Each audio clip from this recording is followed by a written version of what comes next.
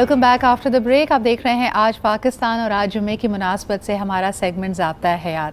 ہم بہت خوش نصیب ہیں کہ اللہ تعالیٰ نے ایک دفعہ پھر ہمیں رجب کا مہینہ عطا کیا اور اب چند دن ہی دور ہے رمضان المبارک اور یہ تینوں ہی مہینے بہت حرمت والے ہیں. اس میں آپ دیکھتے ہیں کہ لوگ خاص طور پہ نوافل کا عبادتوں کا اہتمام کرتے ہیں اور انشاءاللہ تعالیٰ جو 27ویں شب ہے اس ماہ کی وہ شب معراج ہے. اس کے حوالے سے بھی آج کی گفتگو ہوگی. ہماری رہنمائی کرنے کے لیے ہمارے ساتھ موجود ہیں مفتی سعید سیغم علی صاحب. بہت بہت شکریہ. انشاءاللہ تعالیٰ پیر اور منگل کی جو درمیانی شب ہوگی وہ رجب کی 27ویں شب ہوگی اور یہ شب معراج کے طور پہ بھی جانی جاتی ہے. یقیناً اس خوبصورت واقعے کی طرف ہمیں ہماری یاد دہانی کرتی ہے جب حضور اکرم صلی اللہ علیہ وآلہ وسلم کو اللہ تعالیٰ نے معراج پہ دعوت دی تھی. اس دن کی اس شب کے حوالے سے بتائیے کہ کیا خصوصی عبادتوں کا اہتمام ہمیں کرنا چاہیے. سب سے پہلے تو پوری کائنات کو اس مقدس شب کی مبارک ہو کہ آپ صلی اللہ تعالیٰ علیہ وآلہ وسلم کا دوسرا بڑا معجزہ، پہلا معجزہ قرآن ہے اور دوسرا معجزہ شب معراج کی رات اللہ تعالیٰ نے آپ کو عطا فرمایا. اس رات میں خصوصیت کے ساتھ عبادات کا اہتمام کیا جائے. یہاں بھی وہی چیز پیش نظر رکھنی چاہیے جس کو بنیاد بنا کر بعض لوگ ابہام پیدا کرنے کی کوشش کرتے ہیں. کوئی مخصوص عبادت فرض واجب نہیں ہے. یہاں آپ نوافل کی کثرت کریں، استغفار کی کثرت کریں اور پھر بالخصوص ہمارا جو آج معاشرتی جو مسائل سے دوچار ہیں، پریشانیاں ہیں، گھریلو معاملات ہیں، تو اس کا بہترین نسخہ جو قرآن نے بیان فرمایا کہ استغفار کی کثرت کریں. اجتماعی طور پر بھی اگر اس طرح کا اہتمام کیا جاتا ہے تو استغفار کی کثرت کریں. آپ صلی اللہ تعالی وسلم کی فضائل و کمالات اور پھر اسی کے ساتھ ساتھ حضور کا جو بطور خاص یہ جو معجزہ ہے اپنی نسلوں کو اس سے آشنا کرائیں کہ یہ کیا ہے، یعنی حضور کا مقام کیا ہے.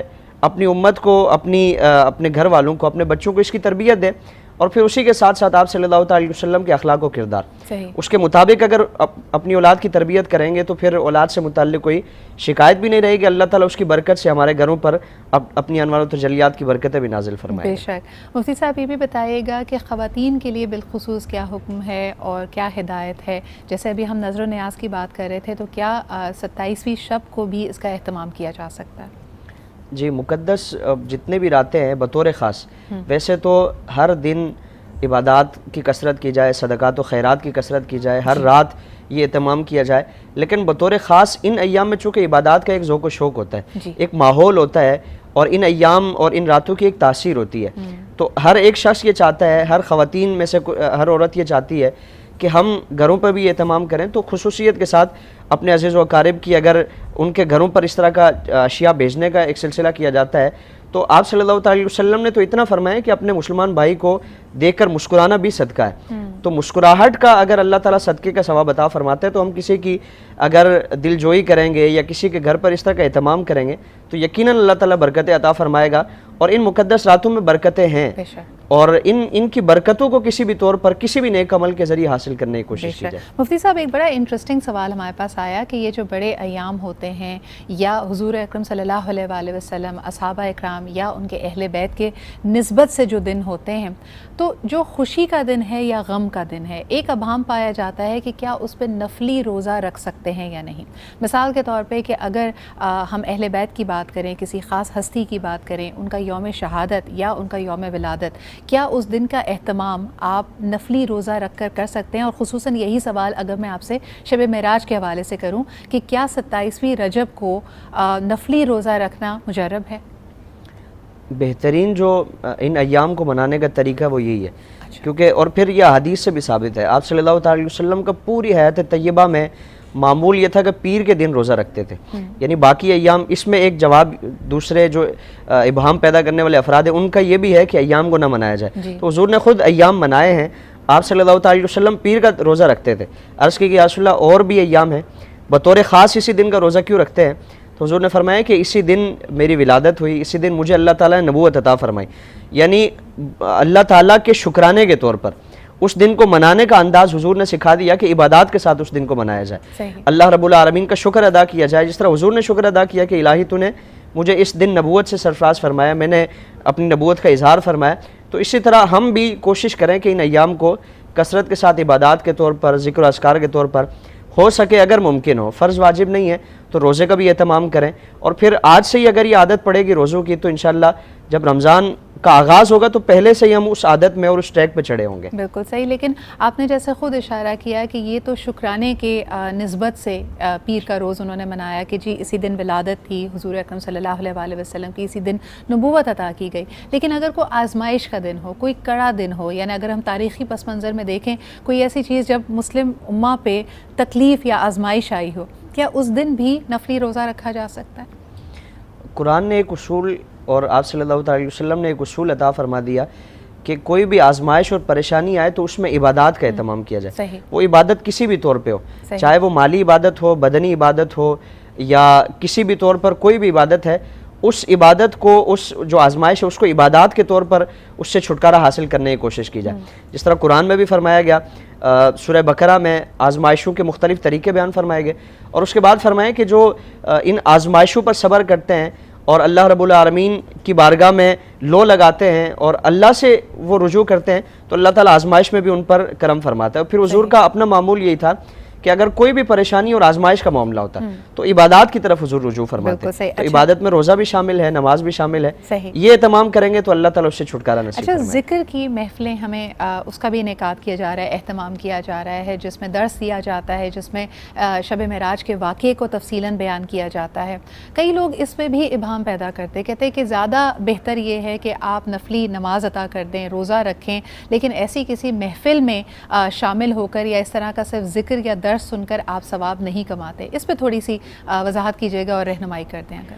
اس میں ایک تو یہ کہ ثواب ہے یا نہیں. ہاں, دیکھیں حضور کی تو واضح حدیث ہے, آپ صلی اللہ علیہ وسلم نے فرمایا کہ اللہ تعالیٰ کے فرشتے جو دن رات کی مختلف ڈیوٹیوں والے ہیں, جب وہ اللہ کی بارگاہ میں حاضر ہوتے ہیں تو بارگاہ خداوندی سے باوجود عالم الغیب ہونے کے پوچھا جاتا ہے کہ تم نے میرے بندوں کو کیسے پایا اور کس حال میں تم ان کو چھوڑ کے آئے. تو عرض کرتے ہیں کہ باری تعالیٰ وہ تیرے ذکر میں تھے, تجھے یاد کر رہے تھے. تو اللہ رب العالمین فرشتوں کو گواہ بنا کر اعلان فرماتے کہ فرشتوں گواہ رہو, میں نے ان تمام ذکر کرنے والوں کی مغفرت فرما دی ہے. یہ تو ایک فائدہ ذکر کی محفل میں حاضر ہونے کا ہے کہ اللہ تعالیٰ اس وہاں جو انوار و تجلیات کو نزول ہو رہا ہوتا ہے تو شرکاء جتنے بھی اللہ تعالیٰ ان کو حصہ عطا فرماتا ہے.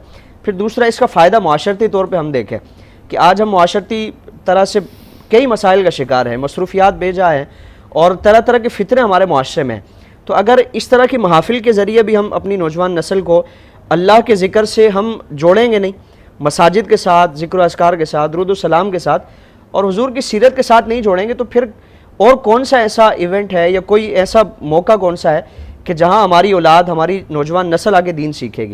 تو اس کا فائدہ برکات سے بھی ہے اور تربیت کے حوالے سے بھی. بالکل. اچھا, یہ نسبت ہی اتنی بڑی ہے, جس طرح کہا جاتا ہے کہ اگر آپ کوئی بھی عمل اس نیت کے ساتھ کریں کہ یہ سنت نبوی ہے تو آپ کا جو ثواب ہے وہ کئی گنا بڑھ جاتا ہے. یہ نسبت ہی ایسی ہے جو ہماری شفاعت کا ذریعہ بنتی ہے. لیکن مفتی صاحب, میں یہ بھی جاننا چاہوں گی کہ واقعہ معراج کے بعد کیا ہمیں کوئی ایسی روایت یا نسبت ملتی ہے کہ خصوصاً اس شب کی عبادت کا درجہ کئی راتوں سے بہتر ہو؟ جس طرح ہم رمضان میں شب قدر کو تلاش کرتے ہیں, شب برات کی ہمیں ایک روایت ملتی ہے, شب معراج کے حوالے سے آپ کیا کہیں گے, کیا اس میں بھی ثواب کئی گنا بڑھ جاتا ہے؟ جی, آپ صلی اللہ علیہ وسلم کی حدیث ہے, حضور نے اس مہینے کی مجموعی جو حیثیت ہے اجمالاً اس کو بیان کر کے کہ یہ مہینہ عبادات والا ہے اور یہ مہینہ اللہ رب العالمین کا ہے. رجب اللہ کا مہینہ ہے, شعبان میرا مہینہ اور رمضان میری امت کا مہینہ ہے.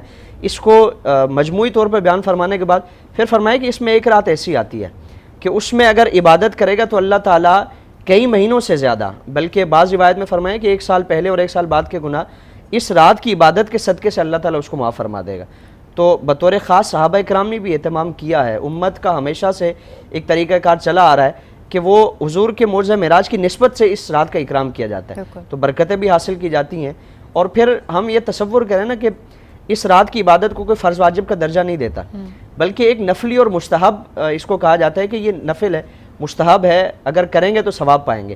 تو اگر کوئی کرتا ہے تو پھر اس میں اشکال پیدا کرنے کی, اعتراض کرنے کی کیا وجہ بن سکتی ہے, کیونکہ وہ اللہ ہی کو یاد کر رہے ہیں, اللہ کے گھر میں حاضر ہوا ہے, ذکر و اذکار کر رہا ہے, خدا نہ خواستہ کسی برے کام میں نہیں ہے. تو نوجوان نسل ہماری یا ہماری قوم کسی بھی طور پر اگر اللہ کے ذکر کے ساتھ جڑتی ہے تو اس کو اپریشیٹ کیا جائے, اس میں کوئی اس طرح کا وہ معاملہ نہ کیا جائے کہ وہ عبادات سے دوری کا نتیجہ اور ہو۔ بہت خوبصورت بات آپ نے یہاں پہ کی کہ نئی آنے والی نسل کو ان تمام تعلیمات سے آگاہ کیا جائے، واقعہ معراج کے بارے میں بتایا جائے، اس کی ایسنس کے بارے میں آگاہ کیا جائے۔